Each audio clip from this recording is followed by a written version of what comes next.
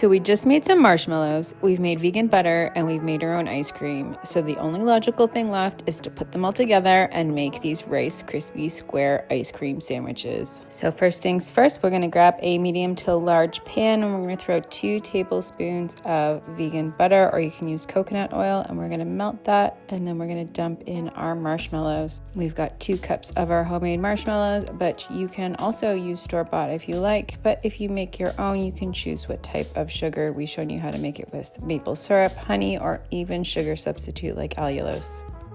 Once that's nicely melted, we're going to add our Rice Krispies. I've got 2.5 cups of gluten-free Rice Krispie cereal. Make sure if you are gluten-free or celiac that you check your box, because some brands are not gluten-free.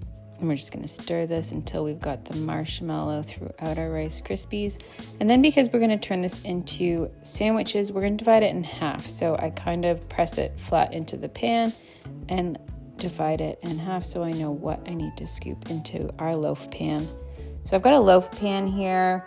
I don't know about you, but I like to make a lot of different recipes, but I don't want to eat a full recipe, so I tend to half things. So this is a half size batch in a loaf pan. If you want to make it in an 8x8 pan, go ahead and double it. Then you'll end up with 16 little ice cream sandwiches instead of 8. So we're spreading out half of our batch into the loaf pan. I'm going to press it flat with the parchment, and then I'm going to pull this out, and this is going to serve as our top of the ice cream sandwich. I like this way better than trying to add the Rice Krispies on top of the ice cream afterwards. This way you've got it nice and flat and shaped already. So we're going to add another piece of parchment, and then we're going to flatten the rest of the Rice Krispies as our ice cream sandwich base. Then for the ice cream layer, I have 1 pint of So Delicious coconut vanilla bean ice cream sitting on the counter for 5 to 10 minutes. That way it softens and it's nice and easy to scoop out. But you can also use a DIY recipe, so you can customize whatever sugar or ingredients you like. You can use our 2-ingredient date ice cream. You can mix it up and do strawberry or chocolate, pistachio. I'll leave links to all those recipes down below, as well as our link to our marshmallow recipe and our vegan butter recipe.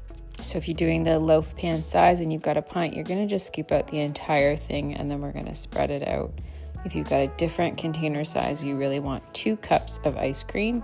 I don't know if you're like me, but my brain is always swirling with different varieties and flavor ideas. And as I'm watching myself scoop this out, I'm thinking, if I alternated scoops of 2 different flavors, how cool would that be to have a checkerboard pattern? I'll have to try that one out next time. So we're just going to spread the ice cream out. I could have let it defrost a little bit more to make it easier to spread. Then we're going to take the base layer that we already flattened, and we're just going to pop it on top, and then we're going to use our parchment to press it down nicely. And then we're going to pop this in the freezer for 3 to 4 hours, or until it's easy to slice. You don't want the ice cream to be so soft that it oozes out when you slice it. If that's the case and you don't want to wait, your best bet would be to cut the Rice Krispie squares into squares, and then to scoop hard ice cream in between your Rice Krispie squares. Then you wouldn't have to wait. I made ours just after lunch and popped them in the freezer until after dinner, and now they're nice and easy to cut. I cut off the ends to make them look a little prettier. You don't have to do that. Just cut them up into 8 squares. And then store them in your freezer in an airtight container, and they'll last you quite a while. But I really like how this recipe keeps the Rice Krispie square on the tender side. I expected it to freeze and be really hard and crunchy, but it is nice and soft, even from the freezer.